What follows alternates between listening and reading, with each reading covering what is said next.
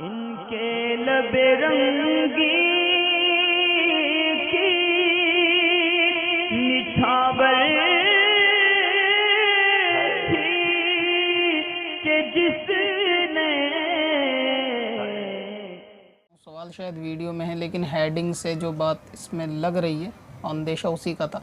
दरअसल इसका अंदेशा तो मुझे पहले भी था। अहले सुन्नत के ग्रुप में व्हाट्सअप के जब मैं अहले सुन्नत के ग्रुप में सवाल के जवाब दिए थे उस दौरान भी ये बात रूल के अंदर लिखी थी कि आप अपने ज़रूरत के सवाल ही यानी रोज़मर्रा के पेश आने वाले सवाल वगैरह ही पूछा करें, फ़िज़ूल गैर ज़रूरी नहीं। और लेकिन ये कि रद्द वहाबियत ही के ऊपर शायद अहले सुन्नत की जो आवाम है ना अक्सर ज़्यादा ध्यान देती है और खुश होती है कि बदमज़हब के रद्द में कोई उनको जब बात होती है उलमा इकराम इस तरीके के बयानात करते हैं तो उनके दिल को शायद सुकून ही उस सूरत में पहुँचता और अपनी ज़रूरत के मसाइल सीखने पे इस कदर के ध्यान नहीं देते। खैर ये वीडियो भी उसी के ताल्लुक़ से है, बस 10 सेकंड और प्ले करके देखता हूँ। मौलाना कोई जर्जीस अहले ख़बीस का मौलाना है, वो बयान कर रहा है। वसीला कहते किसको? मिसालें देखे होगा हमारे भाइयों की, छत पे चढ़ना हो तो सीढ़ी की जरूरत पड़ती है। झूठ बोलते हो। छत पे जाना हो तो सीढ़ी को छोड़ना ही पड़ता है। देख लो, ये 10 सीढ़ी है, छत है ऊपर। पहली सीढ़ी पे हमने कदम रखा, पहुंच गए? नहीं, पहली सीढ़ी को छोड़ना ही पड़ेगा। अब दूसरी सीढ़ी पे कदम रखा, पहुंच गए? नहीं, दूसरी को छोड़ना ही पड़ेगा। 10वीं पे पहुंच गए, छत आ गई? नहीं, 10वीं सीढ़ी को छोड़ना ही पड़ेगा। अब हम छत पर पहुंचे, सीढ़ी को छोड़े तो हम छत पर पहुंचे। ये दलील तो हमारे फेवर में जा रही है, बाबाओं को छोड़ना ही पड़ेगा। अल्लाह तक जाने के लिए तुम दलील भी देते हो ऐसी जिसमें मात खा जाते हो। अगर पकड़े रहोगे तो ऊपर नहीं पहुंच पा रहे हो। सीढ़ी को पकड़े रहो, पहुंच जाओगे। सीढ़ी छत पे जाना, सीढ़ी छत पे जाना, नहीं पहुंच पाओगे। सीढ़ी को छोड़ना ही पड़ेगा। ऐसे ही अल्लाह तक जाना है और अल्लाह तक पहुंचना है तो आपको बाबाओं को छोड़ना ही पड़ेगा। क्यों? इसलिए कि अल्लाह ने डायरेक्ट कहा, उदऊनी अस्तजिब लकुम, मेरे बंदो तुम डायरेक्ट मुझे पुकारो, मैं तुम्हारी डायरेक्ट फरियाद सुनूंगा। हम नहीं सुनेंगे तो कौन सुनेगा? कुल या इबादियल्लज़ीना असरफू अला अनफुसिहिम ला तक़नतू मिन रहमतिल्लाह। आए नबी मेरे बंदों से कह दो, आए नबी मेरे बंदों से कह दो। किससे? मेरे बंदों से। अगर उन्होंने गुनाह कर करके अपने नफ्सों पर जुल्म किया है, अपनी जानों पर जुल्म किया है, तो वो अल्लाह की रहमत से, मेरी रहमत से ना उम्मीद ना हो जाए। ला तक़नतू मिन रहमतिल्लाह, अल्लाह की रहमत से ना उम्मीद ना हो। अल्लाह ने डायरेक्ट कहा मुझे पुकारो, मैं सुनूंगा।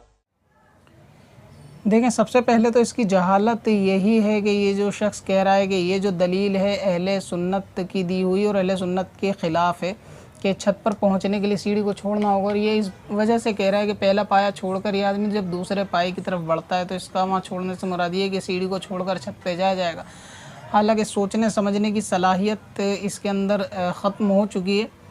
और ये जब हाल ऐसे ही होता है कि कुछ मुर्गी चुगाने वालों को जब स्टेज के ऊपर बिठा दिया जाएगा और इस तरीके से लोग दीन बयान करने लगेंगे, अपने बातिल अकीदों को फैलाने लगेंगे। और सबसे अहम चीज़ ये है कि जब इनको फ्री की दौलत अरब से जो रियाल आते हैं जब उसके ऊपर फलेंगे फूलेंगे तो इनकी जहनीत कुंद हो जाती है। इसी तरीके की इनकी सोचने समझने की क्षमता हो जाती है।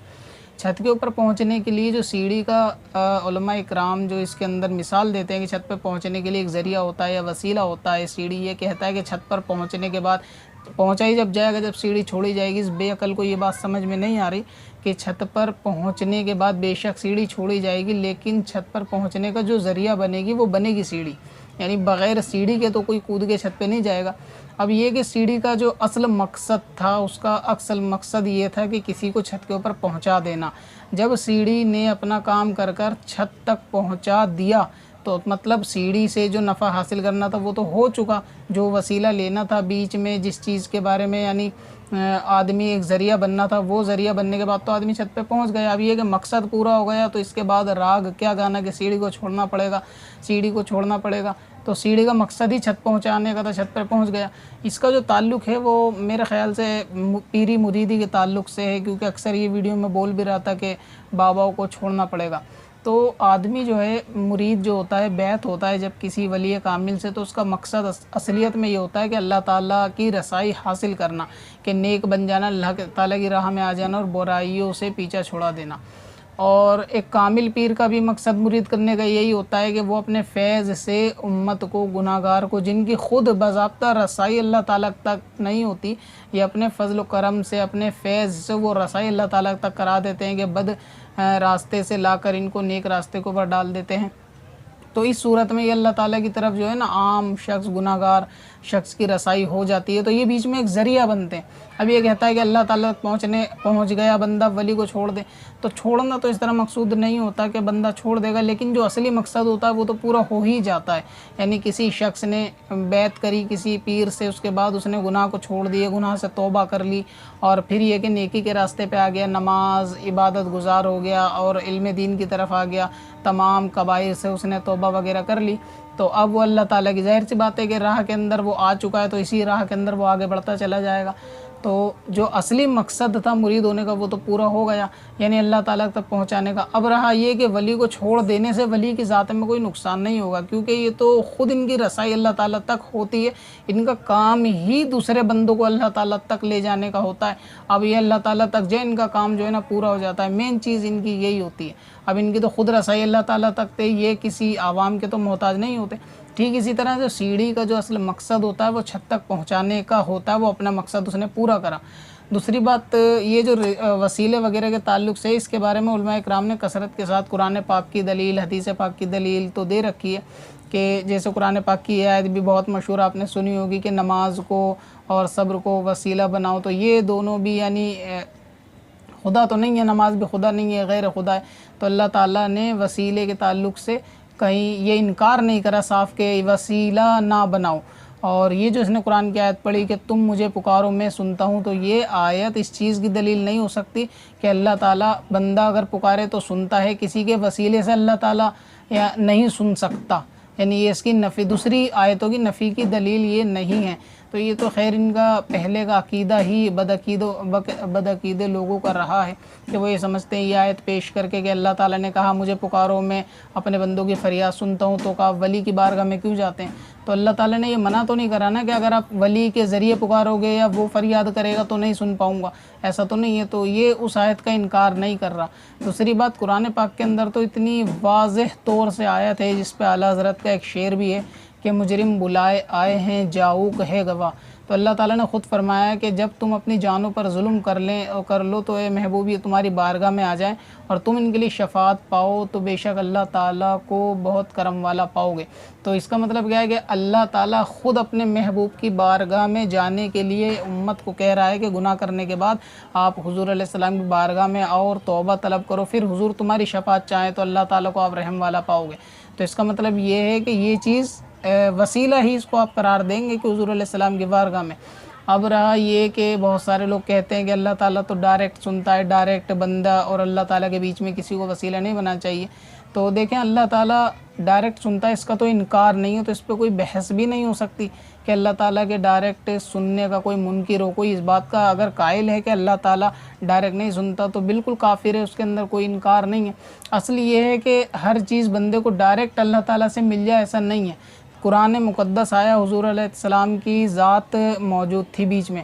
अब देखिए सहाबा इकराम हुज़ूर के पास आ रहे हैं और हुक्म पूछ रहे हैं कि शरीयत का इसमें क्या हुक्म है। तो अल्लाह ताला के इस बात पर कादिर नहीं है कि सहाबा के दिल में इल्का कर दे, कोई बात डाल दे कि ये जायज़ है ये नाजायज़ है, लेकिन नहीं, सहाबा इकराम मौजूद हैं। अल्लाह ताला अपने नबी को हुक्म फरमा रहा है कि आप ये बता दो, यानी हुज़ूर बता रहे हैं कि अल्लाह ताला ने ये हुक्म फरमाया। तो ये एक बीच में वास्ते वाली चीज़ है, जो हुज़ूर अलैहिस्सलाम सहाबा को बता रहे हैं वो अल्लाह ताला हुज़ूर को बता रहा है, और अल्लाह इस पर भी कादिर है वो डायरेक्ट सहाबा को बता दे, उनके दिलों में डाल दे, उनको सही गलत का कर दे। अल्लाह ताला इस पर कादिर है, लेकिन फिर भी अल्लाह ताला अपने नबी को वही कर रहा है, अपने नबी के दिल में बात डाल रहा है और फिर नबी आगे उम्मत को वो जो है काम बता रहे हैं। तो इससे भी जो है ना अक्ल वाले के लिए रोशन दलील हो जाएगी कि अल्लाह ताला वसीले को नापसंद नहीं करता। बीच में हुज़ूर अलैहिस्सलाम के उसके नेकों का अगर वसीला हो या नेकों का ज़रिया हो तो उसको नापसंद नहीं करता, बल्कि ये तो अल्लाह ताला का तरीक़ेकार है।